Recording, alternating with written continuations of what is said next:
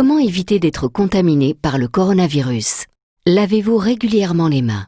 Lavez-les soigneusement à l'eau et au savon, tant la paume que le dos, mais aussi entre les doigts. Comptez entre 40 et 60 secondes par lavage.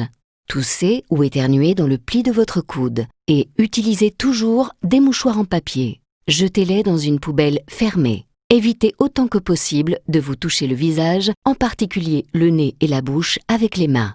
Évitez les contacts rapprochés et évitez les poignées de main.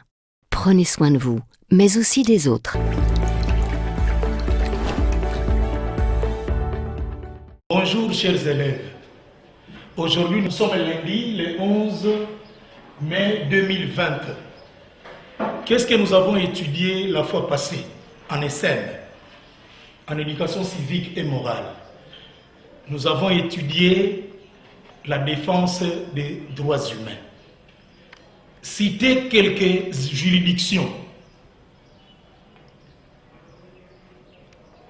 Nous avons le tribunal de paix, le tribunal de commerce, le tribunal de grande instance, le parquet de grande instance, la cour d'appel, la cour de cassation, la cour constitutionnelle, le conseil d'État, etc. Notre pays s'appelle comment? Notre pays s'appelle la République démocratique du Congo. Bon, nous allons plus tabler sur le mot adjectif, pardon, sur l'adjectif qui parle démocratique. République démocratique du Congo, c'est la RDC.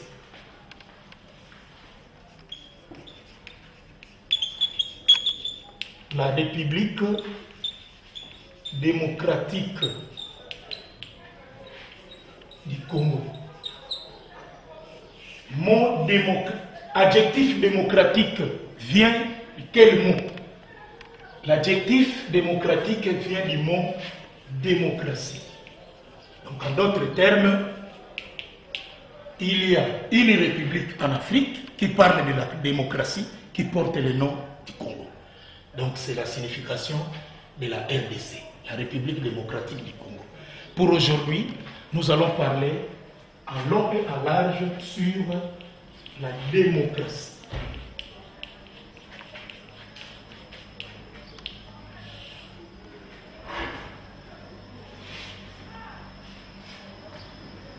Nous commençons par le premier point. Étymologie.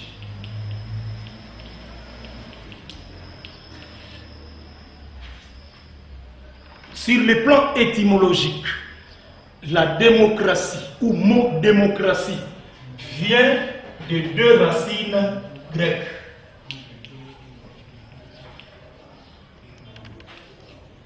Nous avons démos et kratos. Démos qui veut dire peuple, kratos qui veut dire pouvoir,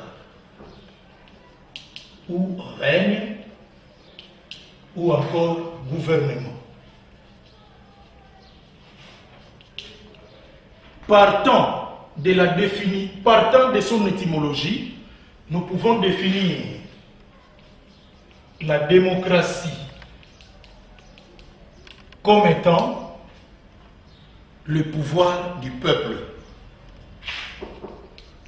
Nous allons parler de la définition de la démocratie. Alors, partant de son étymologie, nous pouvons dire la démocratie est le pouvoir du peuple, le pouvoir du peuple. Mais il y a un ancien président américain au XVIe siècle, non, le 16e président américain. Lui, il a proposé ceci.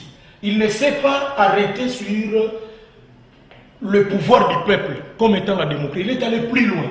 Il va ajouter la démocratie et le pouvoir par le peuple. En plus, pour le peuple. Ça, c'est la définition qui est devenue universelle d'Abraham Lincoln.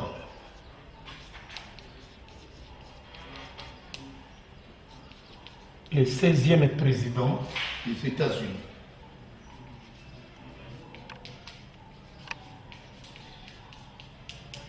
des États-Unis d'Amérique.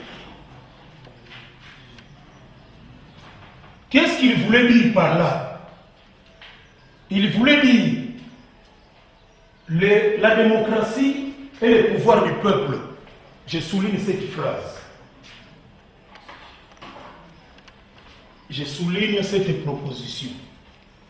Cela veut dire quoi? Les dirigeants sont votés par le peuple.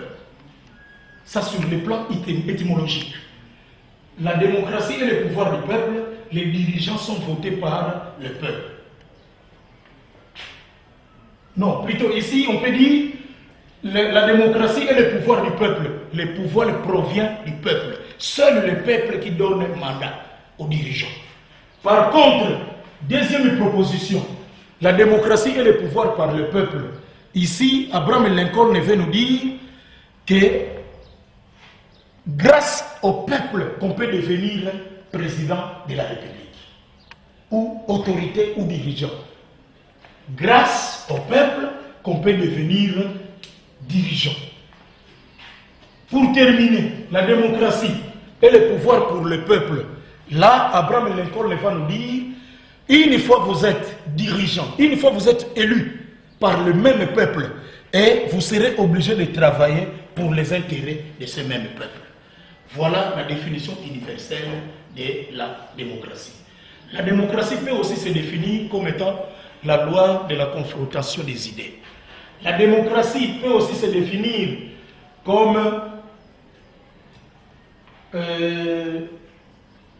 là où il y a choc d'idées. Chacun arrive avec son point de vue et la vérité va toujours triompher par la voix des urnes, par la majorité. Donc nous pouvons dire aussi la démocratie est la loi de la majorité. Nous passons au troisième point. Troisième point, nous avons les concepts. Il y a des concepts en démocratie. Il y a les concepts positifs et les concepts négatifs. Concept.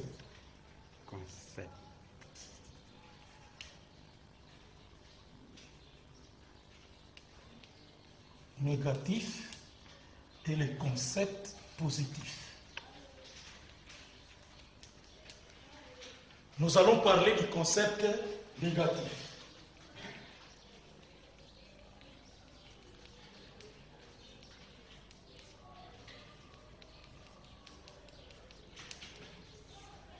Dans les concepts négatifs, c'est les sentiments qui priment. Là, nous avons les sentiments. Et c'est un mauvais concept en démocratie. Je donne un exemple. L'ami de Massamba, son père va postuler à la députation nationale. Comme l'ami de Massamba, son père a postulé, et lui, sans jugement, il va donner cette voix-là à M. Massamba, le père. Ça, c'est la mauvaise conception. Donc, ici, nous pouvons dire, c'est les sentiments, il n'y a pas de jugement.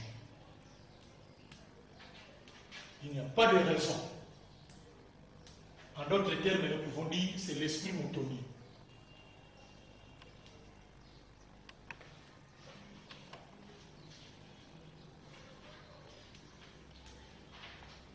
Par contre, deuxième concept, nous avons le concept positif.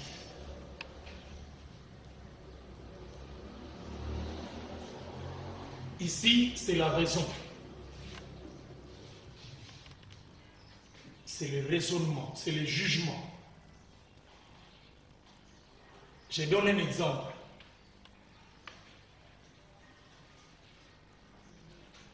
Tel vient de postuler à la députation provinciale.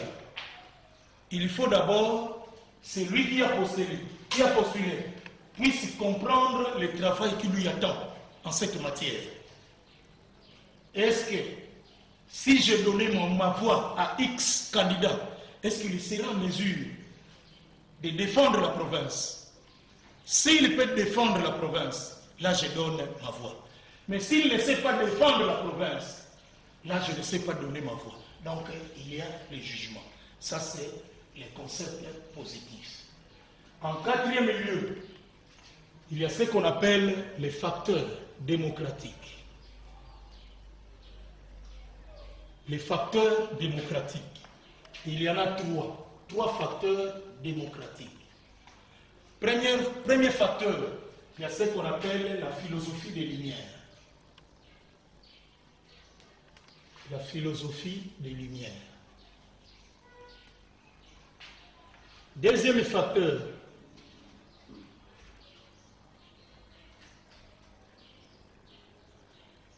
émergence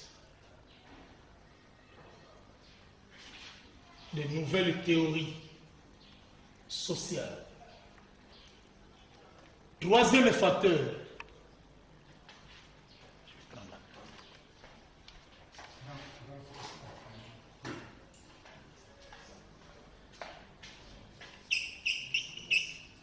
découverte scientifique nouvelle. Nous allons maintenant épingler chaque facteur. Nous commençons par la philosophie des Lumières.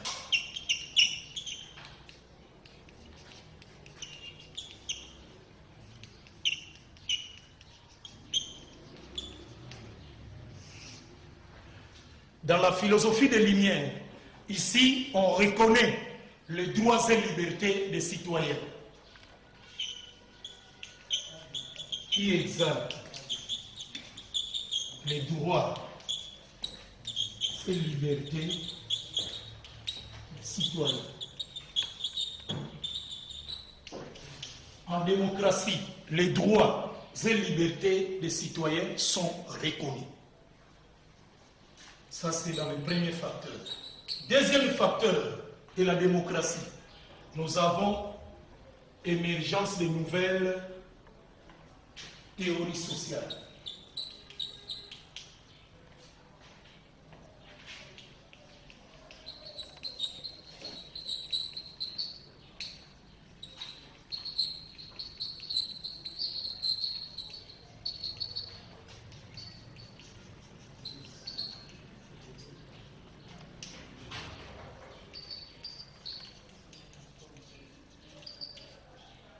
Dans l'émergence de nouvelles théories sociales, ici, la démocratie prône le libéralisme et le nationalisme.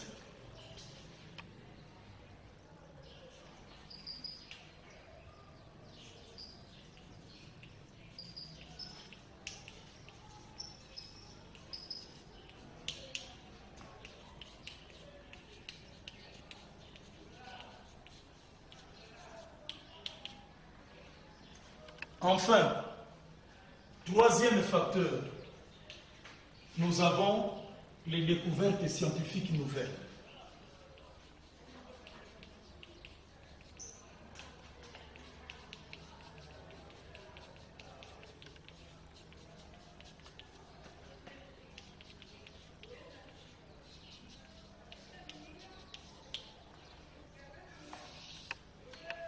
Ici, en démocratie, on doit savoir écouter les particularités.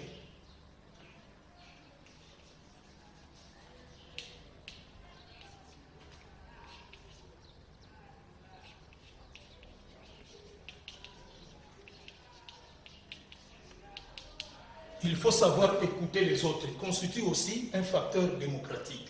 Voilà les trois facteurs qu'on trouve en démocratie. Nous allons passer au cinquième point. Cinquième point, on parle de piliers.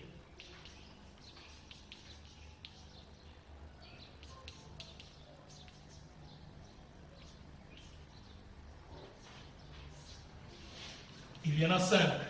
Cinq piliers, il existe 5 piliers en démocratie. Je peux citer. Nous avons l'élection. Nous avons le pluralisme politique.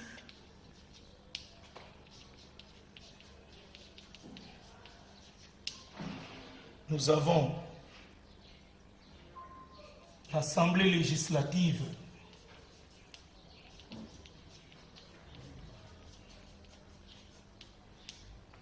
nous avons la Constitution et enfin la liberté de presse.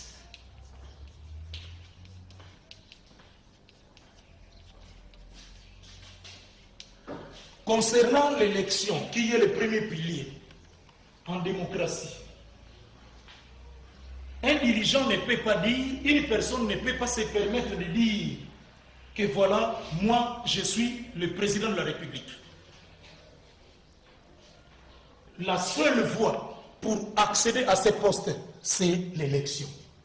Donc l'élection constitue un des piliers de la démocratie. Le pluralisme politique. En démocratie, on parle du fonctionnement de plusieurs partis politiques. Un pays qui se dit démocratique ne peut pas avoir un seul parti politique. L'Assemblée législative, le troisième pilier, dans un pays qui se dit démocratique, il faudrait qu'il y ait le Parlement. Il faudrait qu'il y ait un organe qui va élaborer les lois du pays.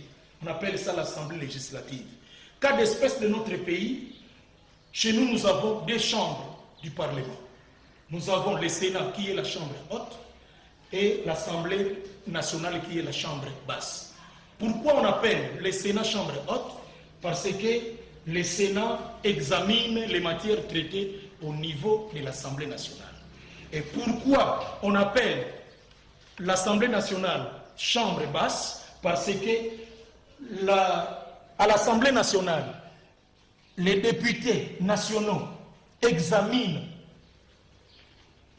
la matière et une fois terminé, l'Assemblée nationale va devoir constituer un pli.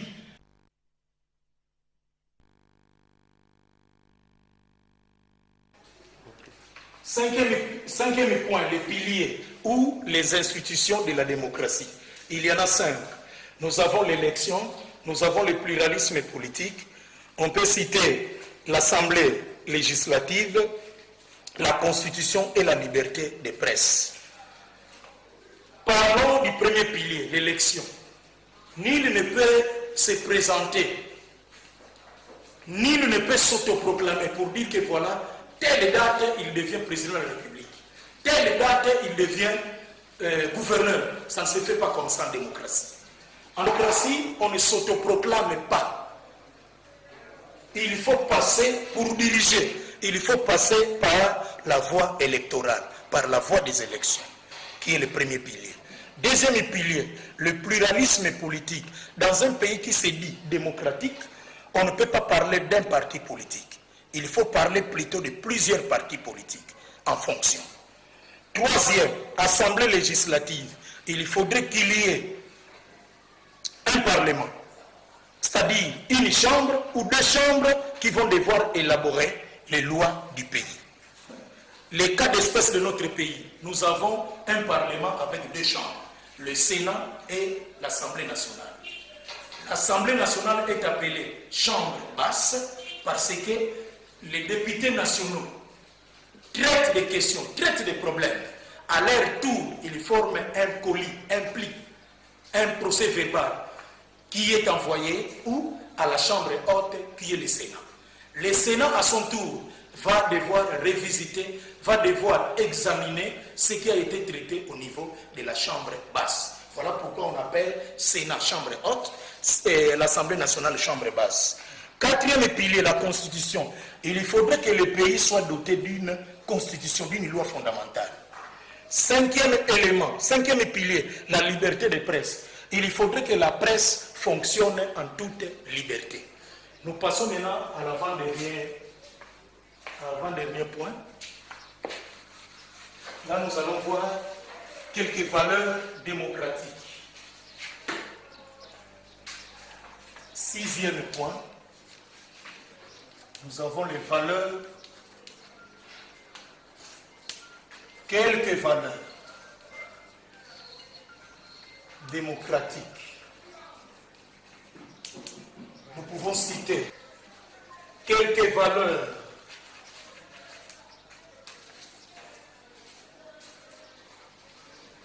démocratique.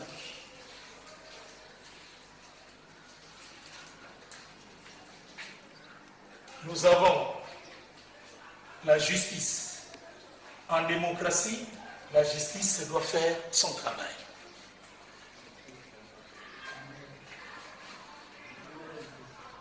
Nous avons le travail.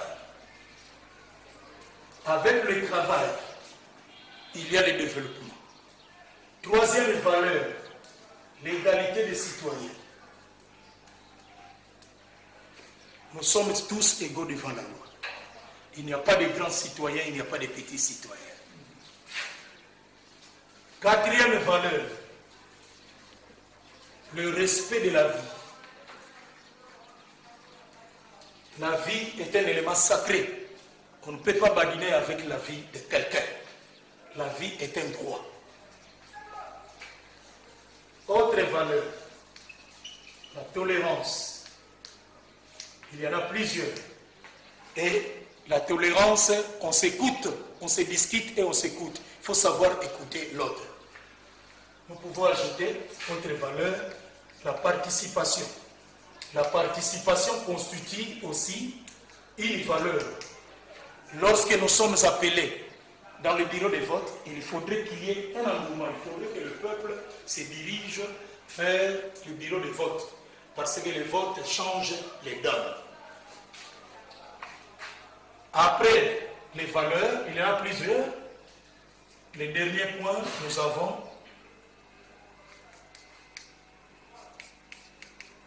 exercice du pouvoir par le peuple.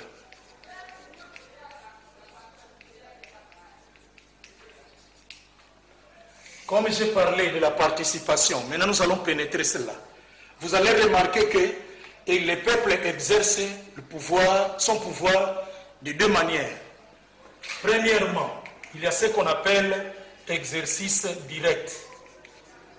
Exercice direct du pouvoir par le peuple. Je donne un exemple. Le peuple vote directement le président de la République. Le président de la République. Quand il y a élection au pays, la CENI, le pouvoir organisateur des élections, appelle la population congolaise aux urnes pour voter directement le président de la République. Ici, nous pouvons dire que le peuple exerce son pouvoir de manière directe. Je peux vous ajouter le deuxième exemple. Le peuple vote directement les députés provinciaux. Les députés provinciaux. Ici, nous pouvons dire que le peuple exerce son pouvoir de manière directe. Maintenant, nous allons terminer ce chapitre par l'exercice indirect du pouvoir par le peuple.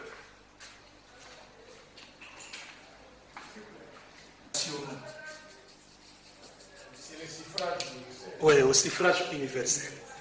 Donc le peuple vote directement les députés provinciaux et nationaux. Nous allons parler maintenant des derniers points en matière de participation.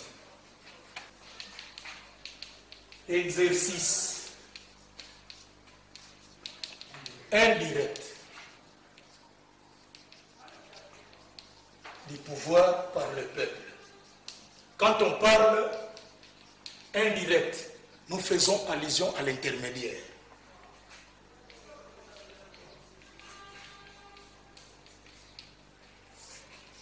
Je donne le premier exemple.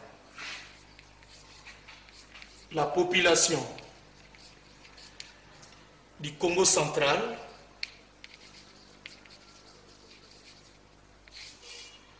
vote les députés provinciaux du Congo central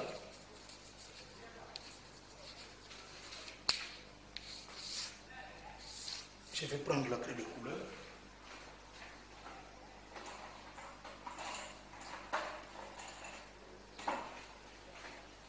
Ici, nous remarquons que l'exercice est direct.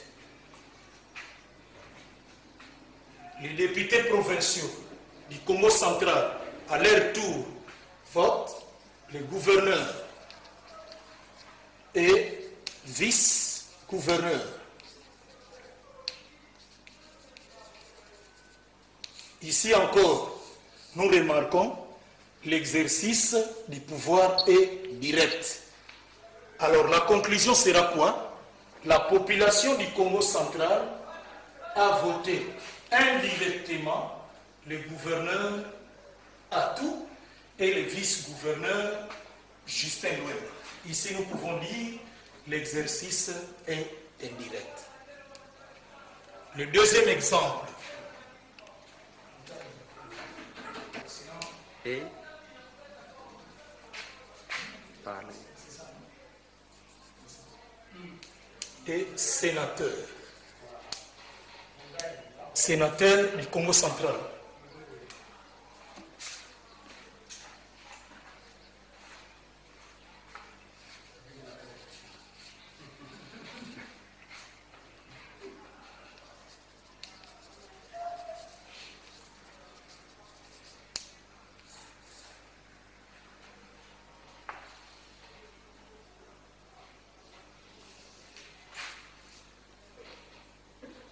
Ici, l'exercice est indirect. Alors, le deuxième exemple.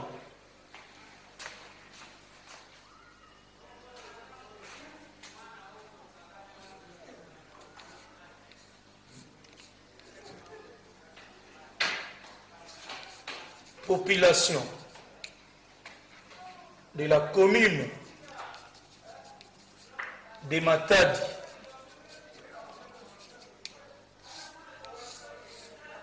vote directement les bourgmestres pour les élections municipales. Et nous continuons à attendre. Le gouvernement va disponibiliser les moyens. Et une fois les moyens sont mobilisés, il va prendre langue avec la CENI qui est le pouvoir organisateur et il y aura des élections locales. Là, vous verrez la population, je donne un exemple, la population de la commune de Matadi va devoir voter les bourgmestres et les bourgmestres adjoints de la commune de Matadi. Il y aura la population de la commune de Matadi va devoir aussi voter les conseillers communaux de Matadi. Les conseillers communaux de Matadi, à leur tour, vont devoir, les conseillers communaux de Matadi vont devoir voter les bourgmestres de la commune de Matadi, ainsi de suite. Il y aura aussi élection au niveau du secteur. Et la population d'un secteur donné va devoir voter les conseillers du secteur. Les conseillers du secteur, à leur tour, vont voter les chefs du secteur adjoint. Il y aura aussi élection au niveau de la chefferie. Mais la Constitution là-dessus a prévu qu'il n'y aura pas élection en chef de chefferie. Seulement que le chef coutumier qui va se transformer automatiquement en chef de chefferie. Mais il y aura quand même élection des chefs et les conseillers de la chefferie. Les conseillers de la chefferie seront votés par la population de cette chefferie. Je suis arrivé à la fin de mon exposé. Pour les coordonnées, je mets ça ici.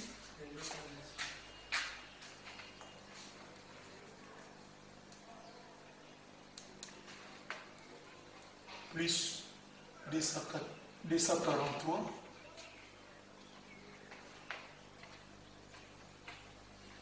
82 062 19 00 plus 243 89 50 69 222. Je vous remercie.